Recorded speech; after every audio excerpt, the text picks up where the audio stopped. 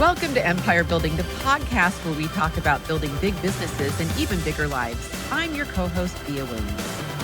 I'm Seychelle Van Poole. And I'm Sarah Reynolds.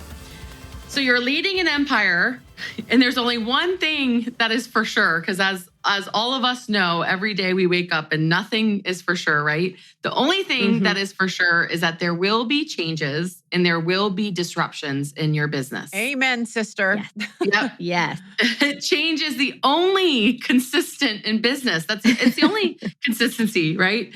So you've got to learn to grow, motivate, and lead your team in the midst of change and disruption. It's so important to learn to, I don't know if any of us will ever master it, but it's so I don't important know that it's a masterable skill. Yeah. Seriously, it's an process. Okay, but on the flip side, when do we not? We're always undergoing disruption and change. So I feel like I've never led when it's not that way.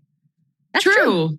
That is true. That's so true. Yeah. Yep. There's always, some are larger, like COVID obviously was a huge one. You know, at times, like right now, real estate industry is like lots of big tech disruptions going on. Yeah. But the question is, how do you grow in the midst of that, right? How do you continue to motivate your team? A lot of times change and disruption brings fear out of people, right? And your job, you've given the honor of being able to lead them, right? So how do you lead in the midst of change? So today we are going to dive into this very meaty topic and very important topic. And we're going to start with growth, right? I remember when COVID first hit, and we're not going to just talk about COVID today, because I think all of us have been disrupted and changed in multiple different ways in our business. But when COVID first hit, I think a lot of us almost started thinking, well, maybe we're not going to grow this year, right? Growth for me is one of my core values as a human being. And so I don't like it if I'm not going to grow that year, right? In terms of my business growth. And so for a short period of time, I think many of us had limiting beliefs around the ability to grow. And through that, we learned some things. So I would love for Say to start us off. So you're right, Sarah. Number one that we have to focus on is if you're running a business, what funds the business, right? Revenue funds the business. And if you're in the middle of whether it is environmental change or it's structural change in your business or craziness going on in your personal life that's impacting your business, whatever that is, the revenue coming in to fund your business is the number one most important thing you need to figure out to stay in business. And so oftentimes that means that you need to pivot how your business is coming in or pivot your lead funnels, as we call them in our real estate world, quickly during a change or disruption to make sure you capitalize on that. And part of that is you need to know your numbers to know where your business is coming from, number one. So if you don't, you have to go back and recalibrate that and learn where your business is coming from. And then number two is to look at which lead levers you need to cut, pull, double down on, or start immediately. And so just to give you an example, like during COVID, we had a lack of inventory. And so we started going back to find old inventory that didn't successfully sell a year or two ago to actively bring those in. Another thing we started doing was like pivoting, right, for buyers. If you could all of a sudden live anywhere in the world because you're working from home, well, relocation became a really important part of our business that was maybe a smaller percentage of our business the year before. And so, what things do you need to do to grow your business to keep those moving forward?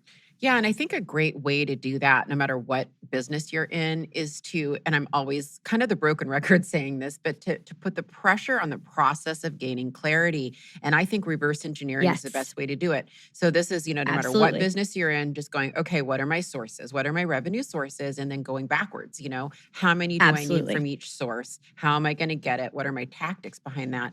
And that's what we're talking about today. When we talk about growth, Sarah, right? You always say it, and I quote you so often that there are people running around thinking this is my quote, by the way.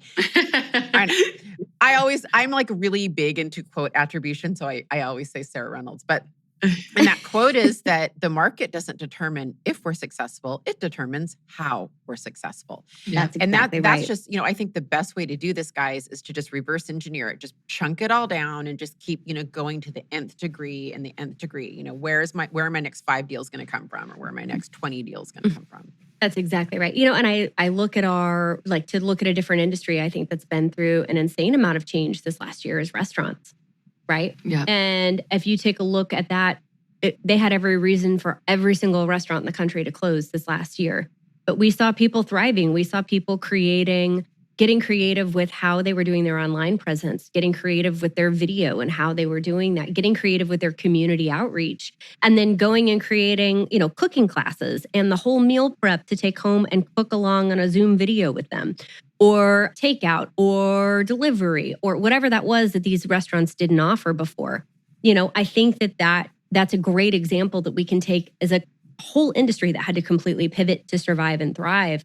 And, whether you're in real estate or restaurants or anything else, that's a great shining example of how we can determine our fate.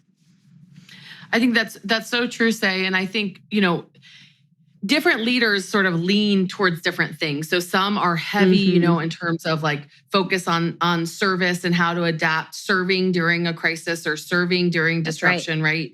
And I want to encourage everyone listening, if you are motivated to grow in the midst of whatever is happening, right? If that is your motivation, start with the start of your business, which is the lead funnel. None of us have a business without people raising their hands saying that they potentially want to move, right? So start with the start of your business. What is the first domino that will help you serve more people, right? And that as the leader, you got to be focusing on that in the very beginning. So I love that, Say. Our listeners can't see me, but I'm like snapping, I'm clapping, I'm like, yes, yes, yes, but they can't see me. So I realized I need to say something.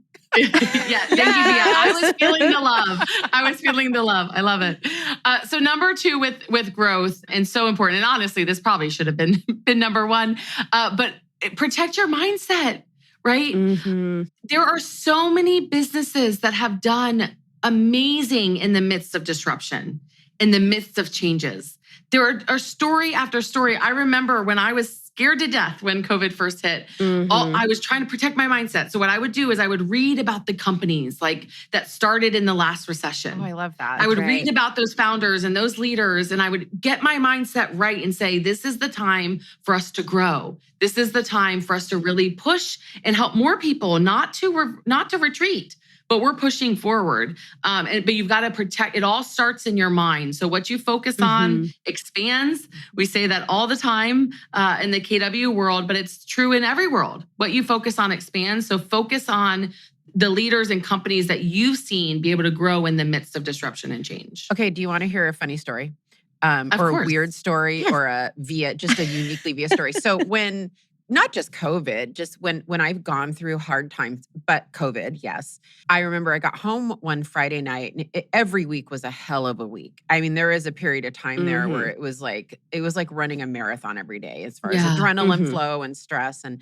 And I remember one night my husband was like, okay, Friday night movie night's a big ordeal in my house, average of 40 minutes for the family to choose a movie to watch together. That's a whole topic right there, right? Can the Williams pick a movie together? And they chose one, it was like Saving Private Ryan or something. And I said, no, absolutely not. That's a hard stop for me. It's a hard no. And they're all like, wow, Mom, like that's pretty extreme. And I said, I cannot allow anything in my brain that's sad or stressful right now. Nothing. We need a comedy. We need something very uplifting, only if the uplifting at the end is not going to land me too far down in the middle. And I was just so protective, even of the movies and the TV shows I watched. Smart. So smart. So I think this could go, and it's not normally that extreme, right? But in extreme times, it is extreme. That's how extreme I am.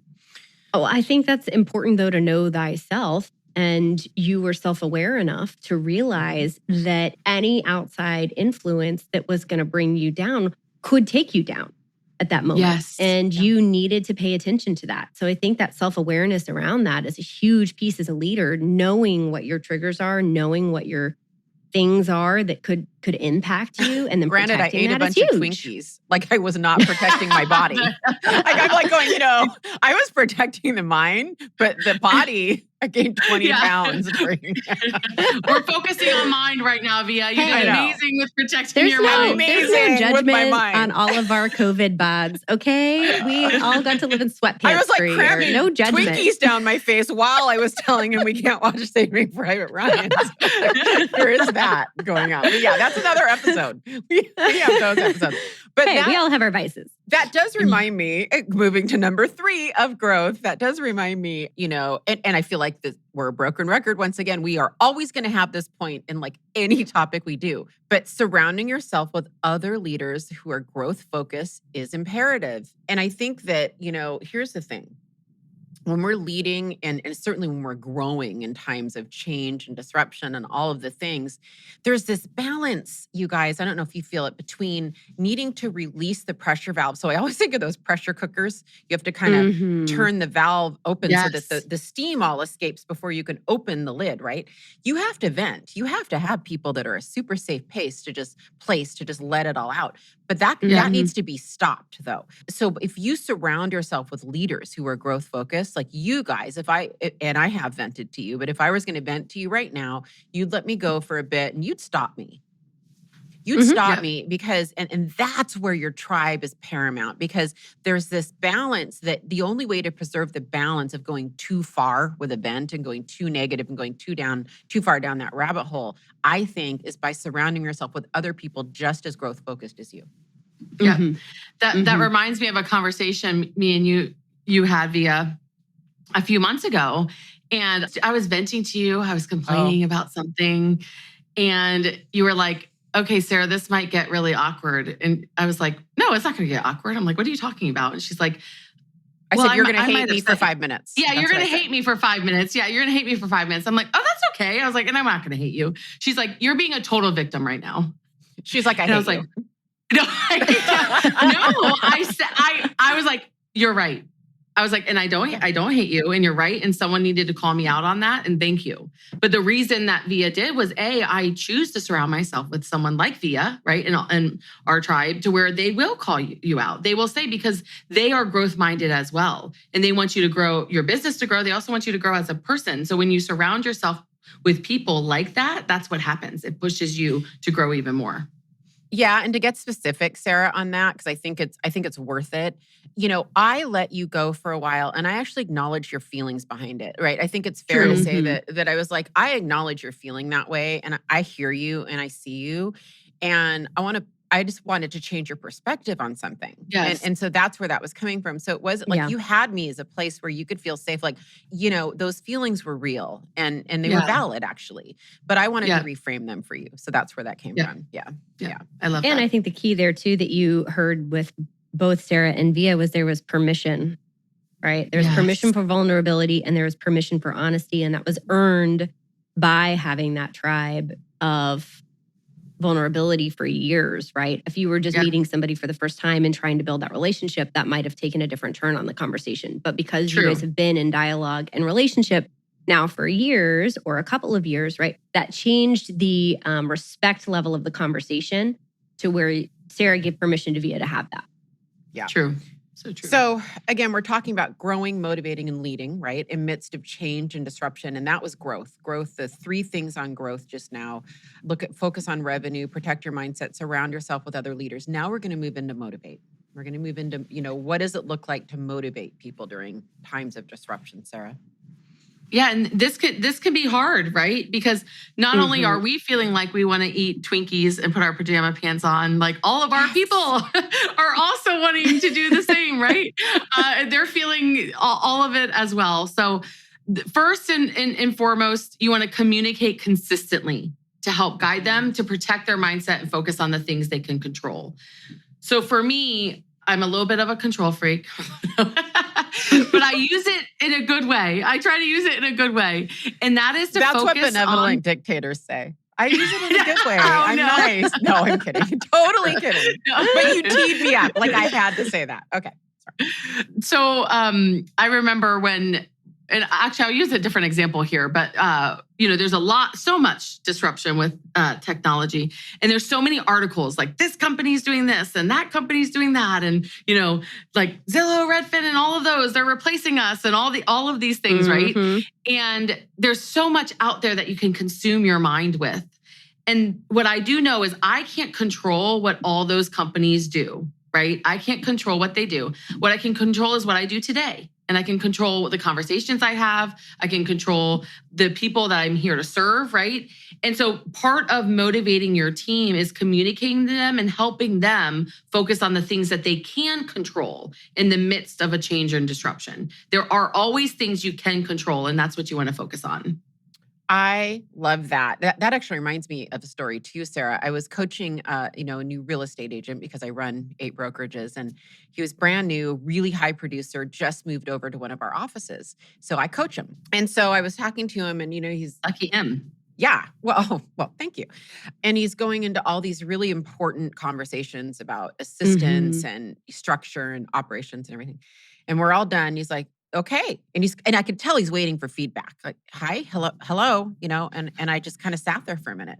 I said, that's great. That's awesome. How many appointments are you going to set this week? How many are you going to attend? How many listings and how many buyers are you going to get in contract this week? He's like, oh, okay. Well, there's a lot of big stuff to talk about. Yeah. But I was like, at the end of the day, and I am constantly, every time you talk about communicate consistently, every time I walk by his door, which I do when I walk in my office, or if I'm walking back and forth, 5 times a day, I will walk by his door and say, you on the phone? Get on the phones. Yes. I don't hear anything. At 5 times a day. You cannot over communicate to your people.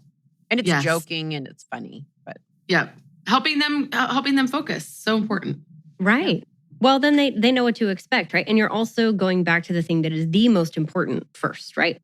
All of these other things matter, but they only matter if the most important thing is done first.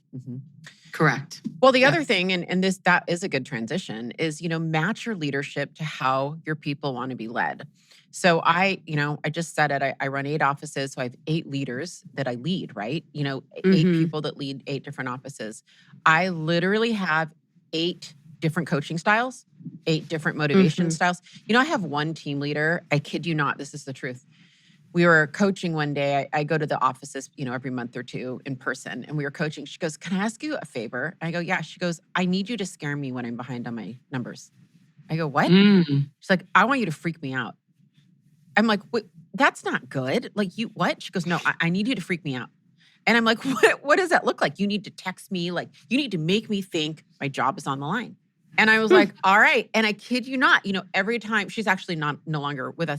Every time, and she was good. She was good. Did I don't mean to say I was like, did you? Yeah. Yeah. I was like, wait a second. Hold on. I just kind of gave the girl what she wanted. But then I have other ones that are like, love on me. I just want to know I'm doing, or they don't even have to tell me. I know that's what they need. I can see their body language, right? I just have to love on them and constantly tell them how great they are. One of them, every time, like, do you want that house? Do you want to buy that house? Do you want to buy that house? So every single one of them is just different. They have different reasons they're doing it, different motivating factors. They have different life goals, right? Every single one of them, I have to approach differently. Yeah, it's good. Well, it's interesting too. You say that because, like, is it 90% of people move away from pain and only 10% of people move towards pleasure? Oh, for sure. If that, so I could see that. I could totally see that. Well, and so then you take that and we move it into our third part of this in the motivation side, which is, it can get really lonely as a leader.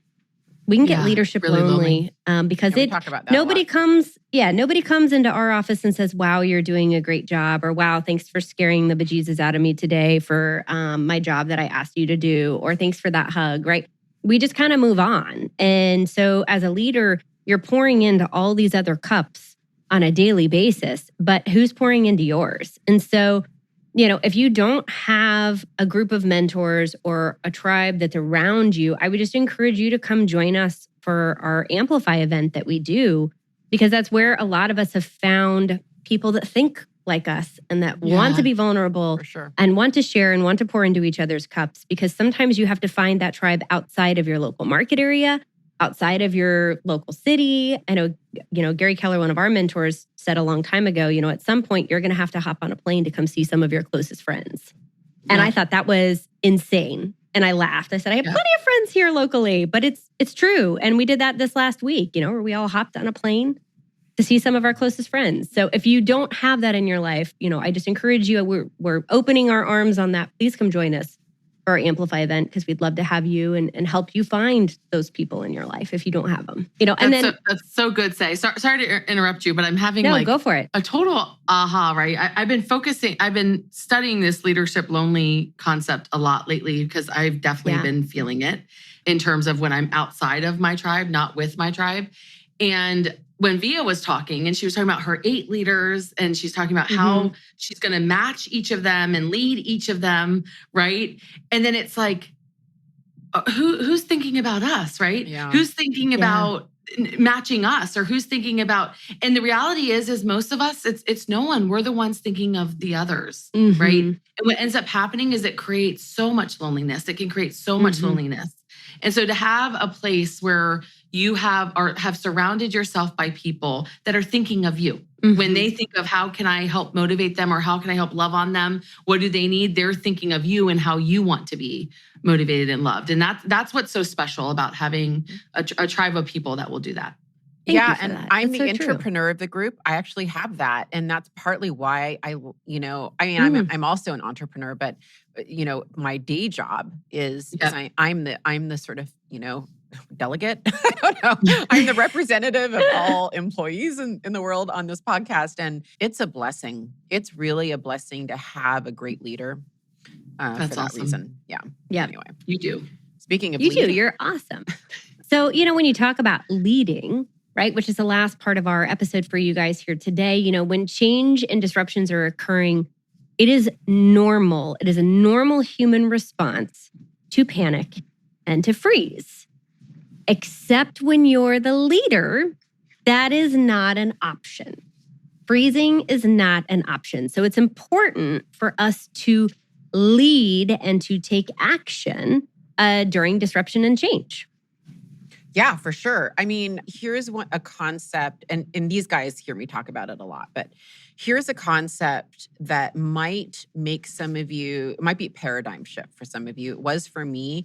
And I can promise you, once you embrace it, your life will get better. You'll execute better. You'll execute faster. You won't get into analysis paralysis. And the concept is you don't have to see the top of the stairwell to know what your next step is. And so many of us spend so much time, what's my reason on this planet? What's my big why? What is we always want to be outcome focused, right? And we might even think we can see the top of the stairwell, but we don't need to, guys. And so when you're in this uncertain times of, change and disruption, you usually know the next step.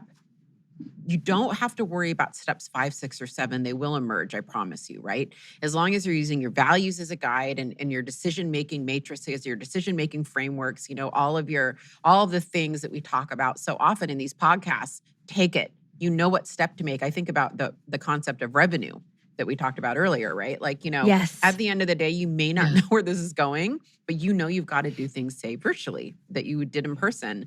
And you couldn't pretend to know the end game. I was thinking about last night, I was in a class and the person hosting the class was showing Walt Disney's map. Have you ever seen that, you guys? The Disney maps? Yeah. Yes. It's like it's like his vision. It's this crazy whacked out thing. It's like, I don't know, like a genius mind, kind of like all the things. Yes. Well, when Walt Disney, he died in 1966. And when he wrote that map, do you think streaming or computers were even a thing? Yeah. No. But Disney Plus launched last year, and it was very in alignment with that map, right? He couldn't have seen the top of the stairwell, but he knew that the next steps he had to take. I need to create the parks. I need to create the TV, the movies, the things, the stuffed animals, like all the things that Disney has. And they just use those values and they keep growing. We'll never see the top of the stairwell, I hope.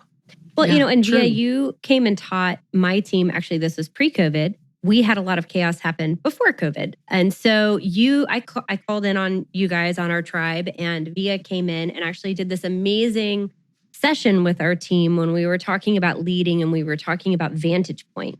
And you talked about climbing a mountain. And you talked about there are different points when you get on a mountain, like base camp, right? You go from base camp to the second base camp. And when you get to the second base camp and you look up and you look around, your view looks different. And then you climb to the next spot. And you get to that spot with Base Camp 3 and you look around and your viewpoint looks different. And you have to trust that you're climbing a mountain and you can't see the top. But every time you get somewhere else, your view is going to be different. Your muscles are going to feel different. Your energy is going to feel different. And it's okay because you were in the process. And I have used that so many times with our team because it really helped them understand that we may not be at the peak yet. We're not at the, I hope we never get to the complete peak. We're in process, right? But it was a great analogy for us as our team to lead through that crisis. Yeah. Do you know you cannot see the top of Mount Everest from base camp? That's true. It's above the clouds, right? Mm-hmm. And I think that, what we also have to remember is the people that we start with at base camp will not be the people that get up to the top with us. So when we're talking about times of disruption, guys, and pivots, I mean, we probably should talk about that, that not everyone will make it through every pivot. And that's okay. That's okay. Yeah. Right? Yeah. And it's hard. It's really hard when our loyal, wonderful people at the end of the day, can't go beyond Camp 3 or whatever that is. I tell my people all the time, it's your choice. This is the vision. This is where we're going. This is our mission. It's your choice if you want to be there. And you need to be growing yourself to be there. I'm constantly growing and pushing myself. All the leaders need to be doing that, right? But what I wanted to mention, it made me think of when you guys were talking, this is so good. It made me think about in the book, The Road Less Stupid by Cunningham. Okay. Yeah, Cunningham. In that book, he talks about how you can have so many coaches, you can have so many mentors, and all of that is awesome. But the best thing you can do is have thinking time for your business, to have white space to where you can actually think. And I think so many times we know our business so well. And if we would just pause for a moment, multiple moments, and give ourselves time to think, then we don't need to see the whole staircase, but then we then know what the next one is. And we want to give you guys permission to those that are listening. If you're scared, if you're in the midst of changes, if you're in the midst of disruptions, I am myself right now, right? I know you guys are as well. There's a lot going on. You know your business, make the best step forward, whatever that is that just step forward. You don't have to know all the steps, but take the one that you know to do in this moment.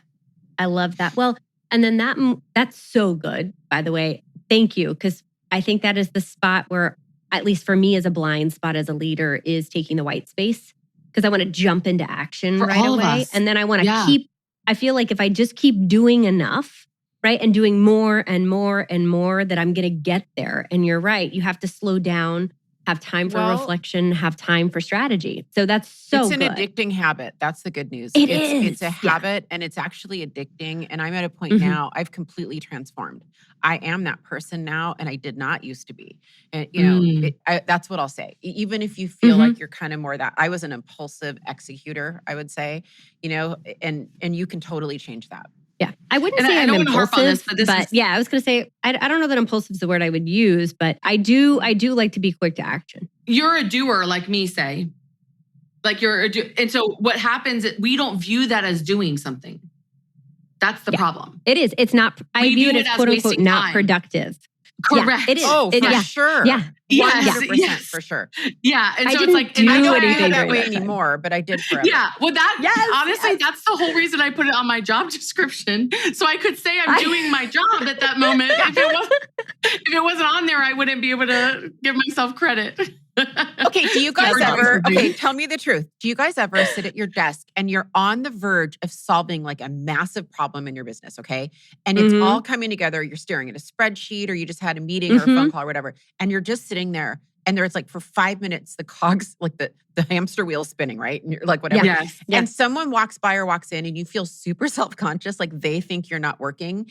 And so you break that flow because you don't want to look like you're not doing anything to act like you're doing something. But in reality, if you would have given it 5 more minutes, you would have solved like the biggest problem in your business. Oh my God. I've so done that before. This has been the gift. Honestly, that's the gift of working from home more, is you can do that. It's probably true. Like, you can do that. So that's true. part of on my job description is like part of my work will not be done in the office. It will be from home so that I can, just like you were saying, Via, like not have people walk by and judge my hamster wheel. It's my hamster wheel. And so we're doing the last part of this, which is to be vulnerable, right? We're being super real with you guys and vulnerable, but that's also really important for you to do with your people. And I think to also check in with them on a regular basis, because how they're doing today is not necessarily how they're doing tomorrow. And so one thing that we implemented at the beginning of I'm going to call it the Windemic, because we freaking won it, ladies, is we put in every week on Friday as a part of our pipeline coaching, we put in a mindset check. And then that moved to like almost a daily thing for a while. And now it's back to weekly. And now we're tapping it back down. But it was on a scale of 1 to 10. How are you today? And I'll tell you at the beginning, like I had some 2s from people. I had 6s. I had 4s. And now we're consistently where we can say, if you're below an 8, let us know. If most people are now above an 8, right? Now, most of them are 8 to 9, 9.5. They get into weird like decimals, whatever. But if you're below an 8, then we need to know because we need to reach out and check on someone. But it gave us a good system around that like check-in for mindset. Yeah, I think it depends. Like if you're an overcritical, like self-aware person and you like are never going to be a 10, right? Then it probably is. Like we might have different scores for ourselves. Low optimism. Yeah. You're low optimism too, Say, aren't you? I'd be like 5 would be maybe like most, but I think I'm a 0 on that. Yeah. On the Keller personality assessment optimism scale. I'm a 0.5, almost a 1. Me too. Oh my gosh. Yeah, I think that's where I am too. This explains so much. Yeah. It just means we're skeptical. We're very skeptical. So, but I think I learned yesterday, I was talking with one of our friends, Kimber, and she has this amazing way of creating a safe place to where people talk to her. And I was like, okay, tell me how. And she answered at first, but you know how when you have like a superpower, you don't know how you do it because it's so natural. I think that's Kimber. Like she could. And so I'm like, I kept asking her, okay, how? But how exactly are you doing it? And she said, I ask my people all the time, how are you really doing? And I think that was such a powerful question. It's like, no, how are you really doing? Like, not just how are you doing? Fine, doing good. Like, no, how are you really doing? I mean, I'm literally executing that in an hour. Me too. Yeah. Me too. That's so good. Well, and I think all of us have said to each other, and you guys actually called me out during our retreat this last weekend where like everyone was like, how are you doing? And I was like, I'm fine. It's fine. It's all fine, right? And you guys were like, no, you don't get to say that anymore, right? You need to fess up and say how you're really doing. And so that's great. I love that. That's awesome. Yes. Go, Kimber. Okay, really quick before we wrap on that note, I was texting with someone last night who informed me that there is a medical issue going on that was very concerning. And I said, hey, when I asked you and checked in, because I knew they had an appointment, you said everything was fine. And I said, did you lie to me? Because when I asked you, you said everything was fine. And then I paused and I went, oh, damn, my fault, my bad. You said everything was fine. That's on me. Shoot. Okay. Yes. Sorry about that, my friend. I realize when someone says they're fine, we all know what that means. They are not fine. Yeah. And so creating that safe space, especially when change and disruption is occurring, because there's so much fear, and in creating this space for them to be able to share that. So, man, you guys, I learned so much. It is the best blessing doing this podcast with you. And in closing, I love this quote by Robin Sharma. It's, to the victim, adversity is bad. To the leader and warrior, hard times are life's richest times of growth, opportunity, and possibility. Use them to fly. So when change and disruption happens, lean into it, use them to fly. And let's go impact and change the world. And we do that by growing big businesses and even bigger lives. And we just want you to remember that you are an empire builder. And if you gained something from this podcast today, please leave us a 5-star review, share it with your friends. And subscribe. We would love subscribe. Yes, subscribe. Yeah. Yep. All right, bye guys. Bye everyone. Thanks for listening to Empire Building. If you like what you heard, join our tribe by subscribing on your favorite podcast platform and help us spread the word by leaving a 5-star rating and review. Until next time, wishing you a life worth living. And remember, you are an empire builder.